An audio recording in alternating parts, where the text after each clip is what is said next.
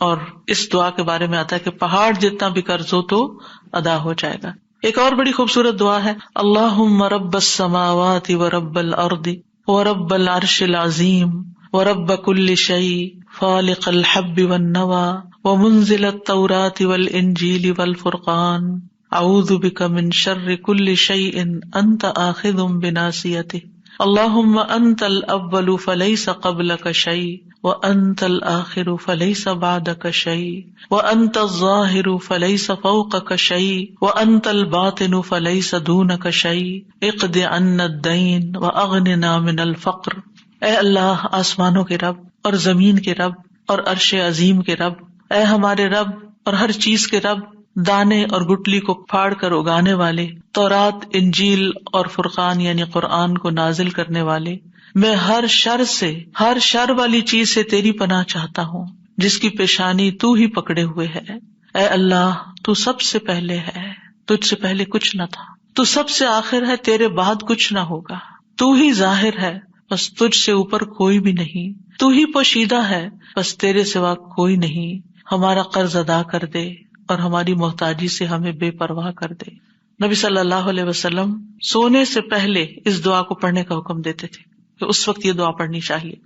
اس میں ساتوں آسمانوں اور زمینوں کے رب کو پکارا گیا ہے. پھر اللہ تعالیٰ کی مائٹ اور قدرت، ہر چیز کا مالک ہے. پچھلی دعا میں بھی اللہ کی ملکیت اور اللہ کی قدرت، بادشاہت کی بات تھی، یہاں بھی وہی بات ہے، کیونکہ لخلق السماوات والارض اکبر من خلق الناس، آسمانوں اور زمین کی تخلیق جو ہے وہ انسانوں کی تخلیق سے زیادہ بڑی چیز ہے.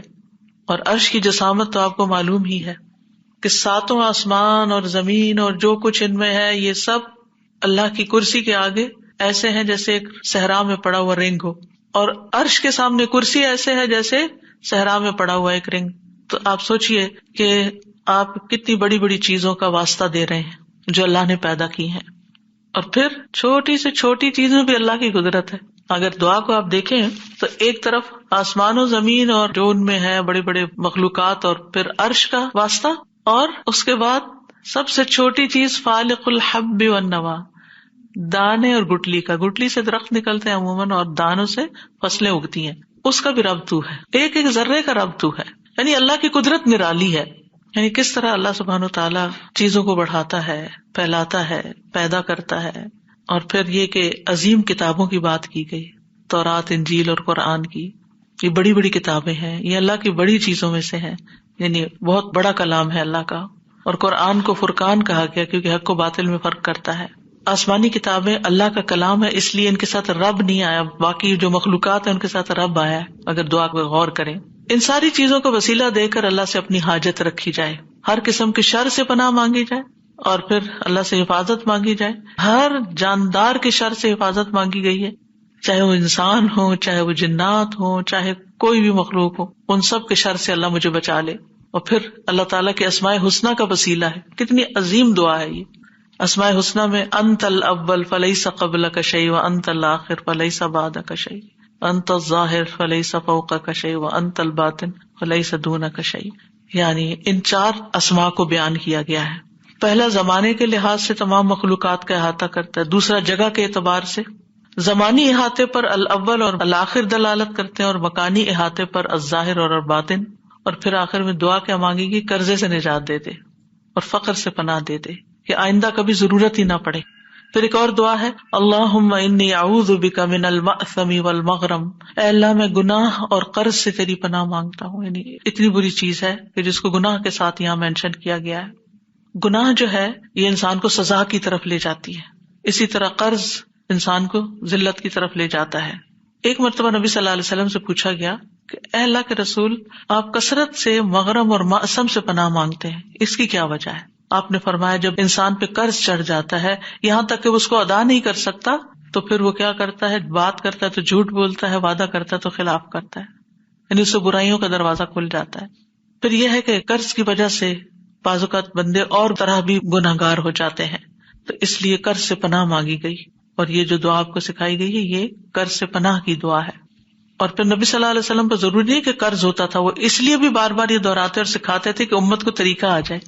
ایک اور بڑی خوبصورت دعا ہے، اللہم اکفنی بحلالک عن حرامک واغننی بفضلک عمن سواک. اے اللہ مجھے حلال مال دے کر حرام سے باز رکھ، اور مجھے اپنے فضل سے اپنے علاوہ دوسروں سے بے نیاز کر دے. اور اس میں چونکہ مال کا لفظ بذات خود آیا نہیں، تو اس لیے ہر حرام سے بچا کے مجھے حلال کی طرف لے جا. اللہم اکفنا بحلالک، حلال ہمارے لیے کافی ہو جائے، تھوڑا بھی ہے تو بہت کافی ہو جائے، بجائے اس کے کہ ہم حرام کی طرف دیکھیں اور حرام سے اپنی خواہشات پوری کریں. حضرت علی کہتے ہیں کہ ایک غلام ان کے پاس حاضر ہوا جو قرض ادا کرنے سے عاجز ہو چکا تھا. اس نے عرض کیا میری مدد فرمائیے. علی رضی اللہ عنہ نے فرمایا میں تمہیں ایسے کلمات سکھاتا ہوں جو رسول اللہ صلی اللہ علیہ وسلم نے مجھے سکھائے. اگر تمہارے اوپر سبیر پہاڑ کے برابر بھی قرض ہو تو اللہ تعالیٰ اسے تمہاری طرف سے ادا کر دے گا. کہا کرو اللہم اکفنی بحلالک عن حرامک واغننی بفضلک عمن سواک.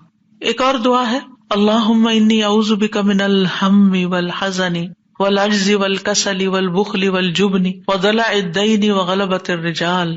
اے اللہ میں تیری پناہ مانگتا ہوں غم اور رنج، عاجزی سے، سستی اور بخل سے، اور بزدلی سے، اور قرض چڑھ جانے سے، اور لوگوں کے غلبے سے، غلبۃ الرجال. اور ایک اور جگہ قہر الرجال آتا ہے.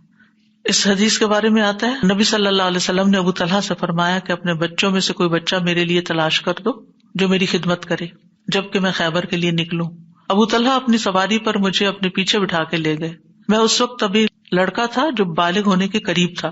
جب بھی رسول اللہ صلی اللہ علیہ وسلم کہیں قیام فرماتے تو میں آپ کی خدمت کرتا، یعنی چھوٹی موٹی چیزیں اٹھا کے لے آنا، رکھنا، چیزیں سیٹ کرنا. اکثر میں سنتا کہ آپ یہ دعا کرتے اللہم انی اعوذ بک من الہم والحزن والعجز والکسل والبخل والجبن وضلع الدین وغلبۃ الرجال. یہ آپ کی کثرت سے پڑھی جانے والی دعاؤں میں تھا. تو یہ آپ لکھ کے رکھ سکتے ہیں کہیں پر جہاں جو روزمرہ کی آپ کی دعائیں ہیں، تاکہ آپ زیادہ سے زیادہ ان کو پڑھ سکیں.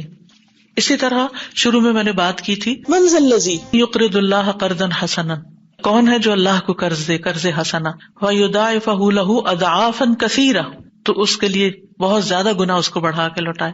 ایک ہوتا ہے صدقہ کرنا، جیسے کسی غریب کو کھلا دیا، کسی مسکین کی مدد کر دی، کسی مقروض کا قرض اتار دیا. اور جو اللہ کو قرض دینا ہے وہ دین کی اشاعت، دین کی دعوت، دین کی خدمت، دین کے کاموں میں لگانا ہے. یعنی دین کی تعلیم کے سلسلے میں، دین کی دعوت کے سلسلے میں، دین کی کتابیں چھاپنے، دین کو پھیلانے کے لیے جو انسٹرومینٹس، جو ٹیکنالوجی استعمال ہوتی ہے، جو جگہیں استعمال ہوتی ہیں، ان کے اخراجات پوری کرنے کے لیے جب آپ یہ کام کرتے ہیں تو وہ اللہ تعالیٰ اپنے ذمہ قرض لیتا ہے اور اس کو کئی گنا بڑھا کے لوٹاتا ہے. وَيُضَاعِفَهُ لَهُ أَضْعَافًا كَثِيرًا، وہ کثیرہ کتنے ہیں وہ نہیں بتائے گئے. تو اس لیے آپ رمضان کے اس مبارک مہینے میں جو کہ ہے برکت والا، یا اس میں صدقہ کرنے کا اور اللہ کو قرض دینے کا ثواب کئی گنا زیادہ بڑھ جاتا ہے، تو ایسے نیکی کے کاموں میں بھی ضرور استعمال کریں اپنے مال کو، تاکہ قیامت کے دن آپ کے کام آئے اور کئی گنا بڑھا کے. کیونکہ اس کی لاجک یہ ہے، ایک حفظ اسٹوڈنٹ ہے مثلاً، آپ نے اس کو اسپانسر کیا، وہ حفظ کر گیا، اب وہ ہر سال تراویح پڑھا رہا ہے. کون اس کے ساتھ شریک ہو گیا اجر و ثواب میں؟ جس نے اس کی فیس دے کر اس کو اس مقام تک پہنچایا. ایک طالب علم ہے جو دین سیکھ رہا ہے، اس کے بیٹھنے کی کرسی آپ نے خرید کر دی. ایک ایک کرسی تو آپ نہیں خریدی، لیکن ایک مثال دے رہی ہوں، جس پر اس نے بیٹھ کے پڑھا، یا جس روشنی کو اس نے استعمال کیا، یا جس پانی کو اس نے استعمال کیا، وہ سارا اس کی تعلیم حاصل کرنے کے سلسلے میں تھا. وہ تعلیم حاصل کر کے چلا گیا، اس نے 1000 لوگوں کو پڑھا دیا، سکھا دیا، آگے پھیلایا اس کو. جہاں جہاں تک وہ نور جائے گا آپ کی سپورٹ اس میں حصہ بن جائے گی. تو اس لیے خیر کے کاموں میں، فی سبیل اللہ کاموں میں خرچ کرنے میں کبھی بھی پیچھے نہ رہے. کیونکہ عام طور پر جو پرسنل لیول پر ہم ضروریات ہوتے ہیں وہ پورے کر کے بہت ایک سینس آف اچیومنٹ محسوس کرتے ہیں، لیکن جہاں اجتماعی طور پر ہمیں خرچ کرنا پڑتا ہے، یا کسی باکس میں ڈالنا پڑتا ہے، یا ایسی جگہ دینا پڑتا ہے جہاں کوئی انسٹنٹلی ایکنالج نہیں کرتا، یا شکریہ نہیں کہتا، یا جزاک اللہ اس وقت نہیں بولتا، یا اپریشیٹ نہیں کرتا، تو پھر ہمیں لگتا ہے کہ جیسے ہم نے کچھ کیا ہی نہیں. تو اس میں آپ کا معاملہ اللہ کے ساتھ ہونا چاہیے. 7 لوگ جو عرش کے سائے تلے ہوں گے، ان میں سے ایک وہ ہوگا کہ جس کا دایاں ہاتھ جو خرچ کرے بائیں کو بھی نہ پتا ہو کہ دائیں ہاتھ سے کیا نکلا ہے. اور کبھی کبھی ایسے ہی بے حساب بھی خرچ کیا کریں تاکہ اللہ بھی آپ کو بے حساب لوٹائے.